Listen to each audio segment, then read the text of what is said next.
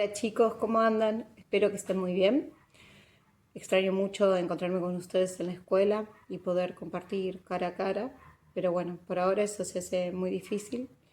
Hay que cuidarse, tenemos que seguir tomando todas las medidas necesarias para que, bueno, efectivamente en algún momento podamos volver a juntarnos, podamos volver a abrazarnos con las personas que estamos extrañando mucho y también podamos salir a jugar y a disfrutar al aire libre, que es lo que nos está haciendo falta a todos en estos días. Para este año yo había pensado leer con ustedes esta novela, algo les anticipé en el blog del cole, y bueno, El espejo africano de Liliana Bodoc. Ustedes saben que estuvimos trabajando algunos cuentos de ellos, y bueno, esta es una novela que era la que vamos a leer en este año.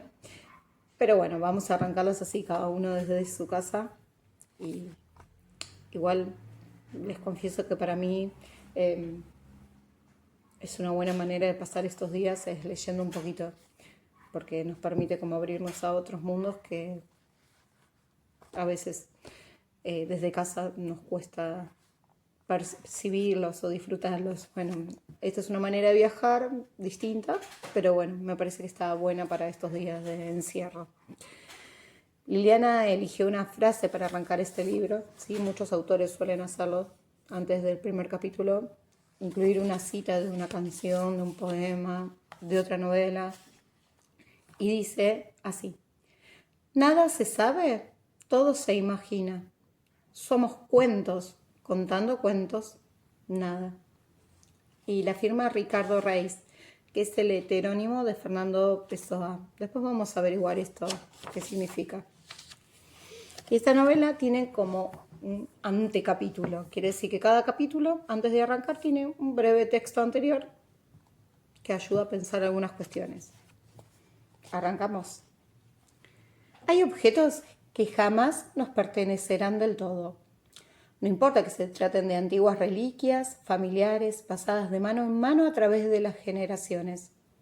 No importa si lo recibimos como regalo de cumpleaños o si pagamos por ellos una buena cantidad de dinero.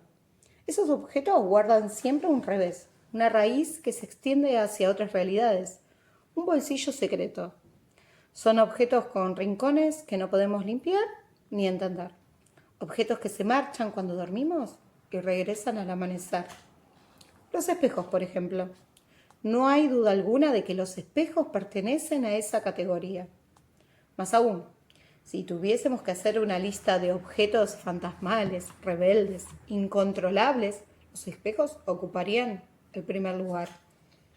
Mucho se escribió sobre ellos, poemas y cuentos, leyendas y relatos de horror. Se ha dicho que son puertas hacia países fantásticos.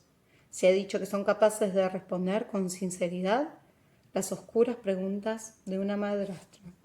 Espejito, espejito, ¿quién es la más hermosa? Pero aún así, con tanta letra escrita, siempre habrá nuevas cosas que contar, porque en los espejos cabe el mundo entero. Esta es la historia de un espejo en particular, pequeño, casi del tamaño de la palma de una mano, y enmarcado en ébano, un espejo que cruzó el mar para ser parte de múltiples historias, no todas buenas, no todas malas. Un espejo que enlazó los destinos de distintas personas en distintos tiempos. En el comienzo hay un atardecer rojo y polvoriento, atravesado por una manada de cebras. Un paisaje extendido en su propia soledad, que aunque desde lejos puede parecer un dibujo, es de carne y hueso, de sed y música. Hay también un sonido que trae el viento. Tam, tam, tam, tam, tam, tam. Son tambores los que están hablando, los que están llorando. ¿Y por qué tambores? Porque la historia de este pequeño espejo, enmarcado en ébano lustroso, comienza en el África. Capítulo 1. Entre África y América del Sur, 1779 a 1791 aproximadamente. La costumbre de cargar cestos en la cabeza los mantenía erguidos y con el pensamiento más cerca del cielo que de los pies. Era una aldea con pocos habitantes. donde cada uno hacía su parte del trabajo y tenía su lugar en las danzas. Aquellas personas conocían la diferencia entre un fuego sagrado y un fuego familiar donde asar alimentos. Separaban sin dificultad las plantas benéficas de las maliciosas. Aceptaban las lluvias y las sequías. Y cuando se tendían a descansar, eran capaces de reconocer cientos de formas en las nubes. Y Mahoma era un joven cazador tan diestro que la aldea entera lo consideraba un elegido de los antepasados. Atima era una hermosa muchacha, buena en el arte de teñir plumas y coser pieles. Eran tiempos de cacería. El día había amanecido con olor a madera y el más anciano de la aldea miraba a su alrededor con una sonrisa divertida, como si supiese que algo agradable estaba a punto de suceder. Y Mahoma miró a la joven Atima por la mañana. La miró con fijeza y siguió andando. Y Mahoma miró a Atima por la tarde. Ella se cubrió las mejillas con las manos y puso su pie derecho sobre su pie izquierdo. Cuando cayó la noche y la aldea entera se reunía alrededor del fuego, y Mahoma volvió a mirarla. Todo estaba dicho. 3 miradas de un hombre a una mujer en el curso de un día eran invitación a boda, siempre que las familias aceptaran. Y las familias aceptaron porque Mahoma y Atima eran los 2 ojos de un mismo pez, las 2 laderas de una misma montaña, y tendrían una descendencia saludable. Los festejos se realizaron poco tiempo después. Hubo carne y fruta para toda la gente de la aldea y para algunos parientes que llegaron de lejos. Atima le dio a su esposo un brazalete de piel como regalo y Mahoma le dio a su esposa un pequeño espejo enmarcado en ébano que él mismo había tallado con paciencia. Alzaron una choza en el sitio indicado por los mayores y la vida continuó su curso al son de los tambores. Tam, tam, tam, tam, tam. Pero al año siguiente los tambores empezaron a anunciar desgracias. Primero unos, después otros. Todos los tambores resonaban con mensajes confusos, como si no estuviesen seguros de sus visiones, o se apenaran de asustar a los hombres con tan malas noticias. El tiempo caminó a su modo, ni rápido ni lento. Y pasó otro año. Los tambores continuaban sonando roncos y tristes. Ellos sabían, anunciaban, advertían que grandes males se avecinaban. 3 años y algunas lluvias habían pasado desde la boda de Mahoma y Atima. Para entonces los tambores repetían un solo mensaje. Ya viene el llanto, ya nos arranca en el corazón. Ya viene el llanto, ya nos arranca en el corazón.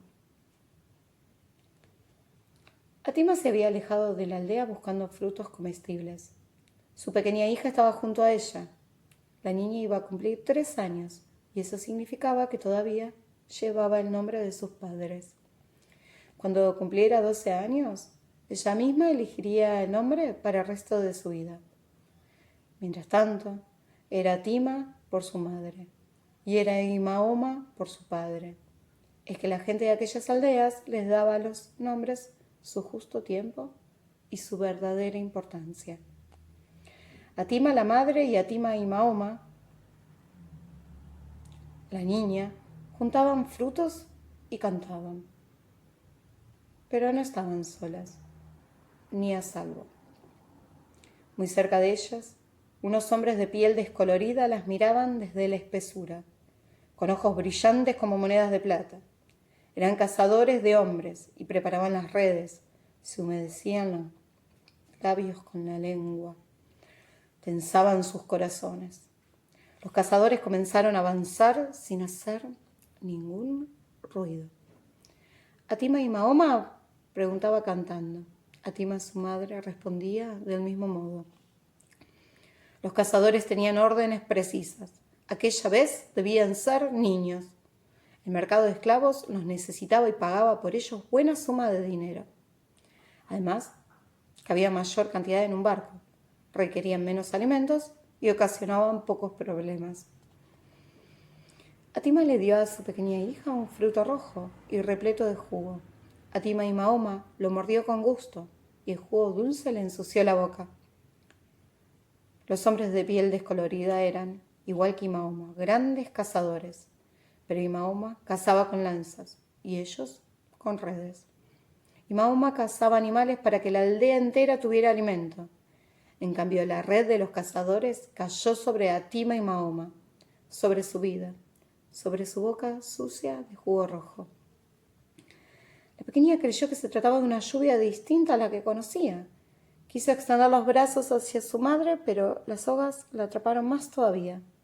Sus ojos negros cabían perfectos, húmedos en los agujeros de la red. Atima la madre peleó contra los cazadores tanto como pudo y gritó con la fuerza de 7 gargantas. Sin embargo, era apenas una delgada mujer que nada podía contra un grupo de hombres. Cuando acabó de comprenderlo, Atima se desprendió de la cintura una bolsita de cuero y se le acercó a uno de los cazadores, suplicando en su lengua. Las súplicas se comprenden en cualquier idioma y en casi todos los corazones pueden quedar ventanas abiertas. El hombre que estaba al mando entendió lo que Atima deseaba. Tomó la bolsita de cuero y comprobó su contenido. Dentro de ella solo había un pequeño espejo. ¿Quieres dárselo a tu niña?, preguntó. Atima lo miró esperanzada. Entonces el hombre metió sus grandes manos por la red y le colgó el amuleto al cuello de Atima y Mahoma. Y en ese gesto agotó su bondad. Atima y Mahoma se iba para siempre. El barco en el que la llevaron, con otros cientos de esclavos, cruzó el ancho mar hasta llegar a una tierra donde la gente compraba gente. Vean la fuerza de este jovencito, vean el porte. Aquí, los dientes de esta niña lo dicen todo. Sana, fuerte, a buen precio.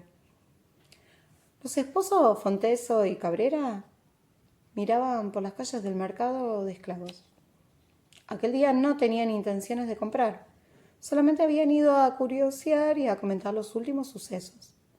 Habrá que decir que se trataba de gente importante para la cual la ciudad no tenía secretos. Mire esa niña. La señora Fonteso Cabrera detuvo a su esposo tomándolo del brazo. Enseguida se acercó a una de las pequeñas que estaban en venta y le sonrió. Atima y Mahoma la miró con seriedad, aunque sin miedo ni enojo. No pretenda comprarla, se adelantó su esposo. No es necesario ahora. Es verdad, admitió su esposa. Pero mire sus ojos. Mujer, he dicho que no nos hace falta. La señora Fonteso Cabrera tenía una opinión distinta y la expresó con entusiasmo. Claro que hace falta. Esta niña debe tener la edad de nuestra Raquel. ¿No cree usted que podría ser una doncella personal? El señor Fonteso Cabrera tuvo que aceptar que aquella africanita tenía algo especial. ¿Qué llevas ahí?, le preguntó señalando la bolsita que colgaba de su cuello. Atima y Mahoma no entendió las palabras, pero entendió el gesto, y enseguida protegió con sus 2 manos la herencia de su madre, sin saber que de ese modo se ganaba la voluntad de su futuro amo. Vaya con su carácter, dijo el señor Fonteso y Cabrera, complacido con la bravura de la pequeña, igual que se complacía viendo cómo mostraban los dientes sus valiosos cachorros de caza. Entonces, como el precio que pedían por ella le pareció razonable, decidió que la llevaría consigo. Al momento de comprar un esclavo era necesario ponerle un nombre, de modo que quedara asentado en las notas de propiedad. La llamaremos... ¿Cómo la llamaremos? Entre todos los niños que estaban a la venta, aquella era la única que no profería sonido alguno. Entonces el señor Fonteso y Cabrera encontró el nombre que buscaba. La llamaremos Silencio, dijo. Bien podría decirse que Silencio fue afortunada. El matrimonio Fonteso y Cabrera tenía una sola hija, y Silencio fue destinada a ser su doncella. Silencio fue tratada con benevolencia. Recibía buena comida, buena ropa y buen trato. Pasaba casi todo el tiempo con Raquel, obtenía alguno de sus juguetes en desuso, compartía sus dulces. De vez en cuando, si a Raquel le dolía la panza o tenía catarro, Silencio se acostaba sobre sus pies para mantener el calor de su amita enferma. Y eso era mucho mejor que dormir en las barrancas frías. Raquel y Silencio crecieron juntas. Raquel aprendía las danzas de salón y luego se las enseñaba a Silencio. Silencio estaba obligada a ayudar en algunos quehaceres domésticos y Raquel se aburría. Cuando Raquel tuvo que aprender las labores que correspondían a una niña educada, se empeñó en que Silencio aprendieran con ella. De otro modo, tejía mal y bordaba peor. «Será mejor que Silencio esté con ella», dijo su madre, y el señor Frontese Cabrera aceptó por aceptar. Raquel creció con alegría, y Silencio agradeció la suerte que le había tocado en casa de sus amos. En la cocina, Silencio solía escuchar los relatos que las cocineras negras hacían sobre tormentos y castigos que recibían los esclavos en otras casas. Lluvias de azotes, si se les veía un mal gesto, cadenas si desobedecían o haraganeaban, muerte por sed si intentaban escaparse. «Demos gracias por la bondad de nuestros amos», decían las negras ancianas. Silencio daba gracias con ellas. Pero Silencio tenía una tristeza, su nombre. Por mucho que se esforzara, no lograba recordar el nombre que tenía en su tierra. Mientras más intentaba recuperarlo, más se alejaban los sonidos. Y una voz de mujer llamándola se mezclaban con los trinos y los rugidos de una selva distante.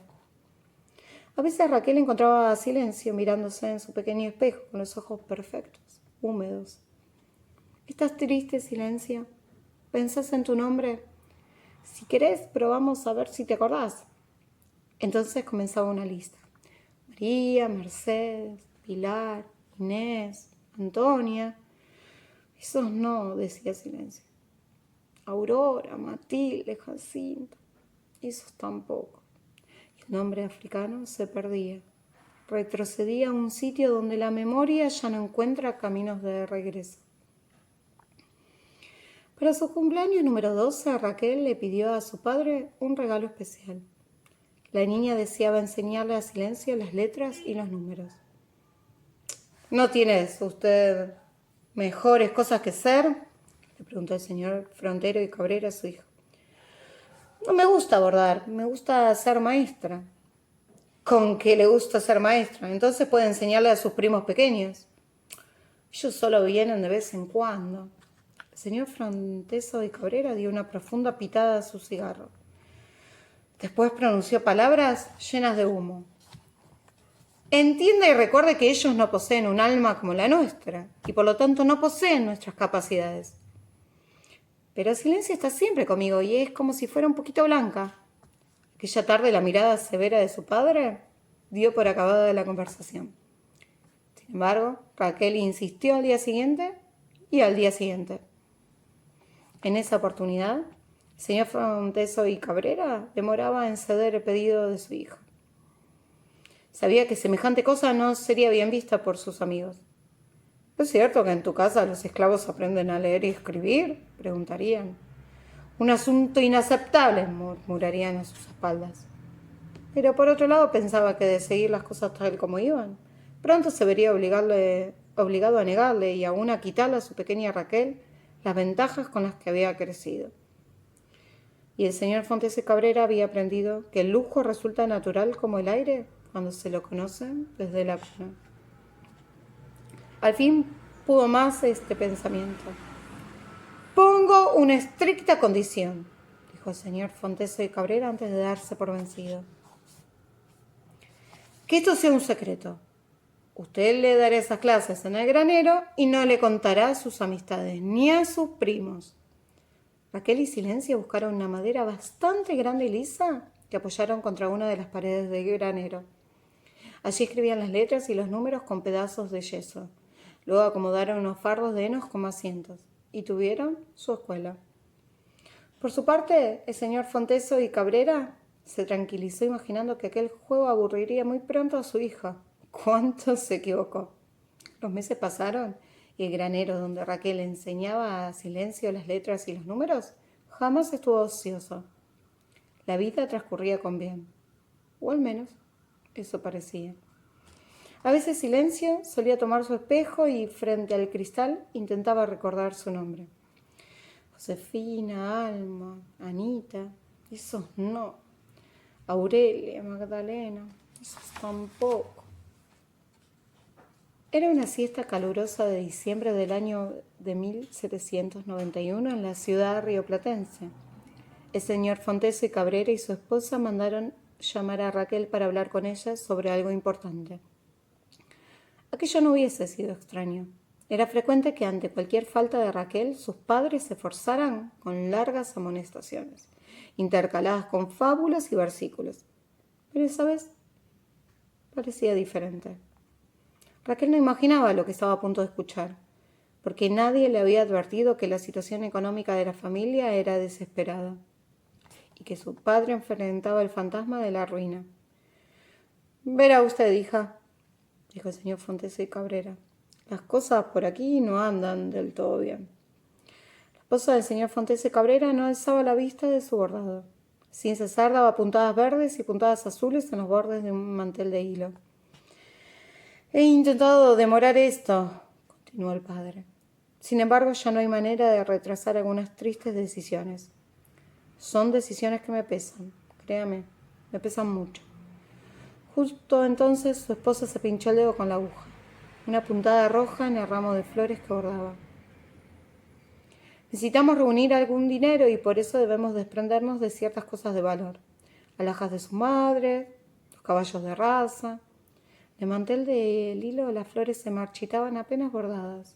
Quizás por eso el señor Fontese y Cabrera se dispuso a decir todo de una sola vez y con tono que no dejaba lugar a reclamos.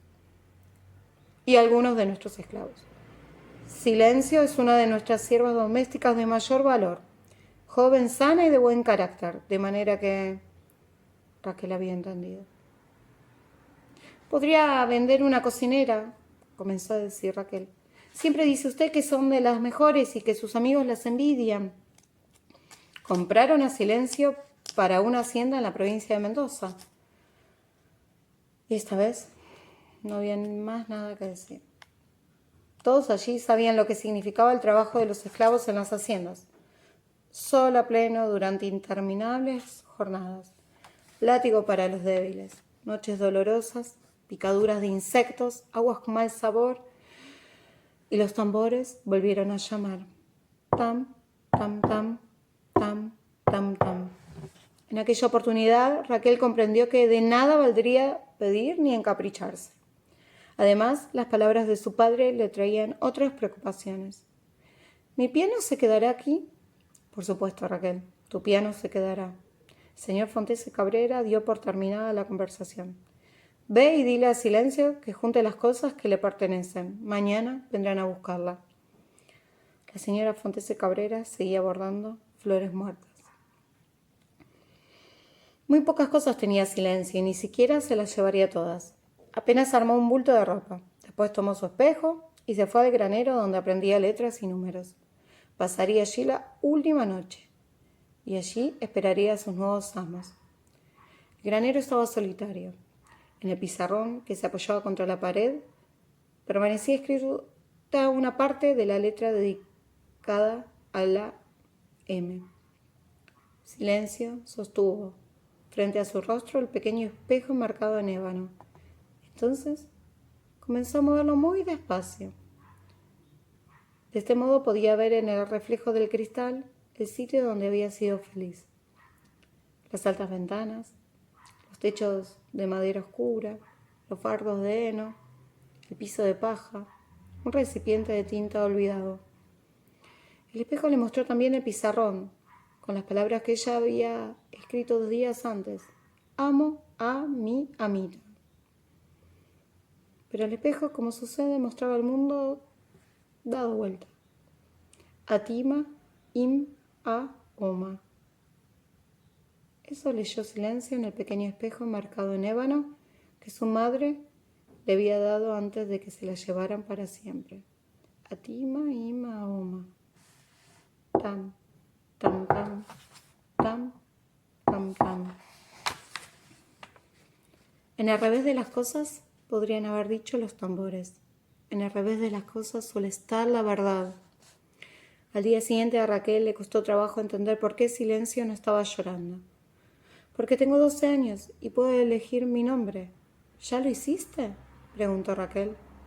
La esclava asintió con la cabeza y con la sonrisa. ¿Qué nombre elegiste, Aurelia?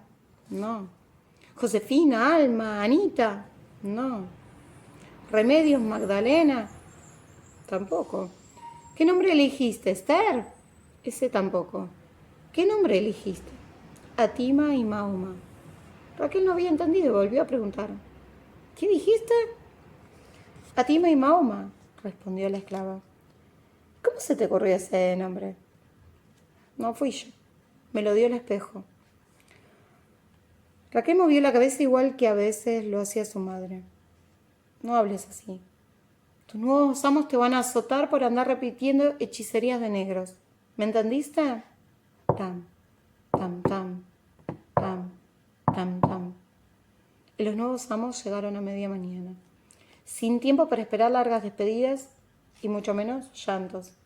Atima y Mahoma y Raquel apenas pudieron darse el último abrazo. Fue entonces cuando Raquel hizo una promesa. Te voy a buscar. Algún día iré a buscarte. ¡Arre! Y el carro partió rumbo a Mendoza.